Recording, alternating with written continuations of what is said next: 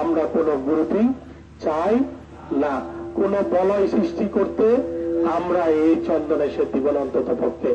চন্দনাইশে ছাত্রদলের সাংগঠনিক মতবিনিময় সভায় চট্টগ্রাম ১৪ আসনের সংসদ সদস্য জসিমউদ্দিন আহমেদ।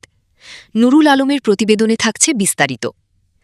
বাংলাদেশ জাতীয়তাবাদী ছাত্রদল চন্দনাইশ উপজেলা পৌরসভা, দোহাজারী পৌরসভা ও উত্তর সাতকানিয়া সাংগঠনিক উপজেলা ছাত্রদলের উদ্যোগে সাংগঠনিক মতবিনিময় সভা অনুষ্ঠিত হয়েছে।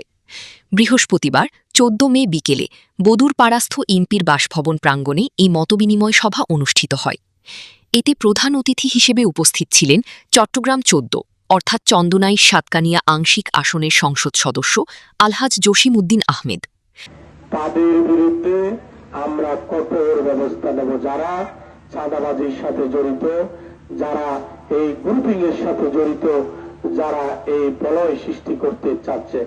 তারা আমাকে অনেক নেতাকর্মী, এই চন্দনাইশের অনেক ব্যবসায়ী আমাকে বলেছে, আগে যে ইফতার পার্টি হতো আমাদের থেকে কারো কাছ থেকে ৫০,০০০, ৮০,০০০, ১ লক্ষ টাকা করে চাঁদা তারা নিত বিভিন্ন ভয়ভীতি দেখিয়ে।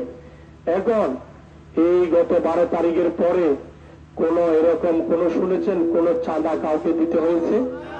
আমরা একটা সুশৃঙ্খল বাংলাদেশ জাতীয়তাবাদী দলের অঙ্গ সংগঠন সবাইকে নিয়ে কোন বলয় সৃষ্টি না করে আমরা সবাইকে ঐক্যবদ্ধ করে আমরা বাংলাদেশ জাতীয়তাবাদী ছাত্রদলকে, অঙ্গ সংগঠন এবং বিএনপিকে আমরা এগিয়ে নিয়ে যেতে আমরা চাই।